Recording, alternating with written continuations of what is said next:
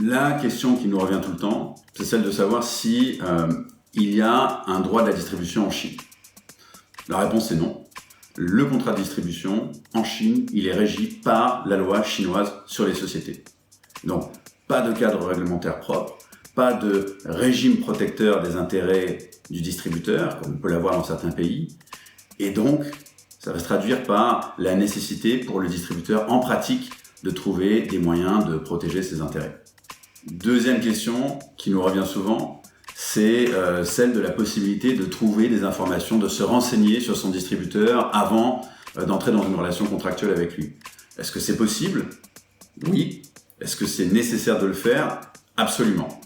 Pourquoi ? Parce que si vous êtes une société française, la Chine c'est loin et vous avez rencontré une personne qui va vous demander de signer un contrat avec une société, vous voulez bien entendu vous assurer que vous savez si la personne avec laquelle vous pensez traiter, elle est effectivement derrière cette société. Donc aujourd'hui, il existe en Chine un certain nombre de bases de données qui vont vous permettre de vérifier, d'avoir accès à pléthore d'informations.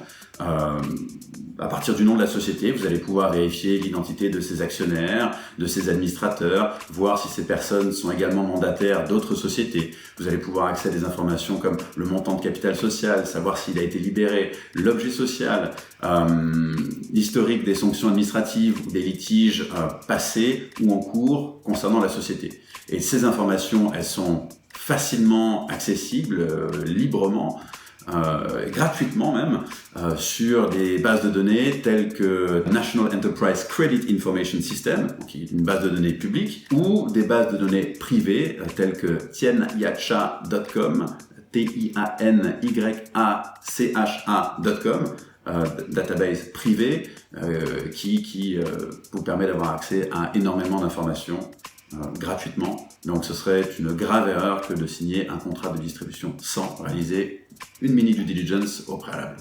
Une autre question qui nous revient souvent est celle de savoir si, dans le cadre d'un contrat de distribution en Chine, il est possible de définir librement la relation avec son distributeur. Là, la réponse est oui.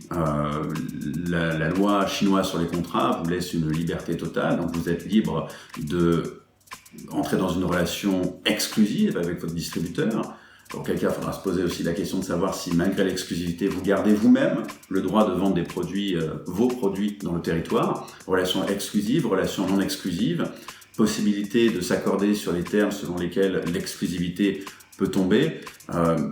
Vous avez une liberté contractuelle illimitée sur ce point. Et notre recommandation souvent, notre recommandation même systématique, c'est de s'assurer aussi de prévoir si votre distributeur a le droit de nommer des revendeurs, des sous-distributeurs. Et si c'est le cas, notre recommandation, c'est de toujours garder un œil et d'avoir le droit d'agréer ces sous-distributeurs, ces revendeurs, avec disposition contractuelle à cet effet qui va bien dans le contrat de distribution. Point suivant, le territoire.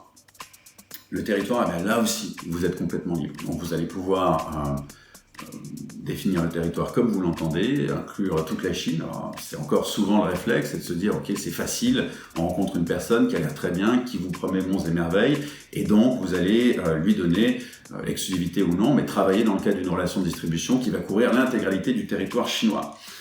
Alors là, il faut faire un petit peu attention, parce que la Chine, c'est quand même un vaste pays, et il n'est pas forcément évident qu'un distributeur, par exemple, implanté dans le sud de la Chine, ait la capacité de déployer un réseau dans toutes les provinces de Chine, dans le nord de la Chine, par exemple, assez loin. Donc notre recommandation systématiquement, c'est de se poser la question du territoire et est-ce qu'il n'est pas plus opportun, en particulier au début de la relation, de prévoir une coopération dans le cadre d'un certain nombre de provinces, quitte à prévoir, plusieurs fois que je dis prévoir, une clause de rendez-vous quelques années plus tard pour potentiellement élargir le territoire.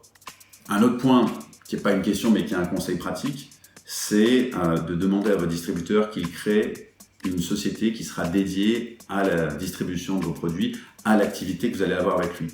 En fait, c'est quelque chose auquel les marques pensent assez rarement. Et donc, elles travaillent avec un distributeur. Et le distributeur, souvent, en Chine, son premier réflexe, ça va être d'utiliser la société qu'il a déjà. Or, il a déjà peut-être une activité dans cette société. Et donc, Donc si votre distributeur a une société qui gère plusieurs activités, en fait, il va être assez difficile d'isoler le revenu propre à votre activité, et ce qui va pouvoir poser un certain nombre de problèmes, notamment en cas de résiliation de la relation contractuelle, et si il y a une mécanique de compensation qui est prévue au contrat et qui est indexée sur la performance de la société, sur les EBITDA. Ça peut être du coup difficile de déterminer la formule de compensation lors de la fin du contrat. Un autre point qui est essentiel, c'est de préciser dans le contrat les canaux de distribution sur lesquels vous autorisez le distributeur à travailler. Donc offline, online, c'est ça la grande dichotomie. On peut rajouter le duty-free business également. Et alors souvent la tentation, ça peut être par souci de facilité de dire ok, on prend un distributeur et puis on lui donne à la fois le online et le offline.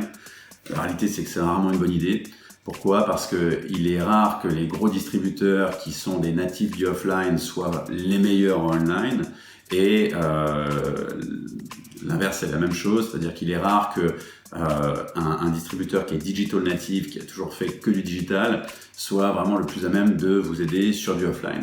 Donc vraiment l'importance, selon nous, de bien s'assurer que selon votre stratégie plutôt offline ou plutôt online, vous partez avec un distributeur, un acteur dont vous savez qu'il sera le plus compétent possible sur son domaine d'expertise. Alors la question suivante, c'est probablement la plus importante.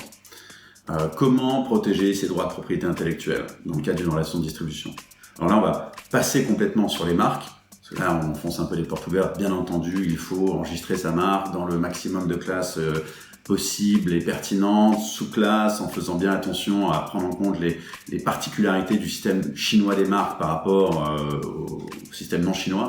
Donc ça, normalement, la plupart des sociétés sont quand même au fait de ces précautions-là. Mais ce à quoi on va s'intéresser, c'est en fait la manière par laquelle aujourd'hui les distributeurs chinois, puisqu'on n'a pas de cadre réglementaire, on n'a pas d'indemnité légale de fin de contrat, comment un distributeur chinois va essayer de protéger ses intérêts en potentiellement prenant la main sur, non pas sur votre propriété intellectuelle, mais sur les droits de quasi-propriété intellectuelle. Donc ça, c'est la question des enregistrements des comptes réseaux sociaux et des boutiques en ligne.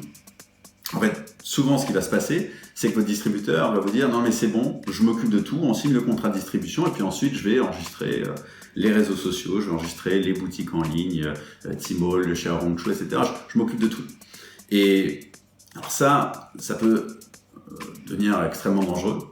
Pourquoi ? Parce que quand il dit « je m'occupe de tout », c'est qu'il va effectivement procéder aux enregistrements et gérer les stores, gérer les comptes, mais il va le faire en son nom à lui.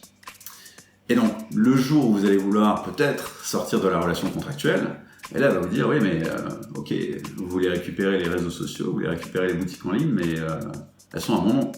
Et donc, faut nous indemniser pour ça.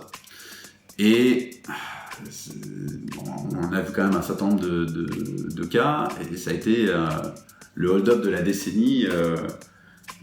Un certain nombre de distributeurs qui ont réussi vraiment à s'en sortir très très bien grâce à ce type de pratique. Donc aujourd'hui, les sociétés sont au courant, les sociétés étrangères sont quand même au fait de ce genre de pratique, mais du coup, il est vraiment impératif d'avoir dans votre contrat une clause en béton armé sur les modalités de transfert des comptes réseaux sociaux et des boutiques en ligne en cas de résiliation du contrat de distribution.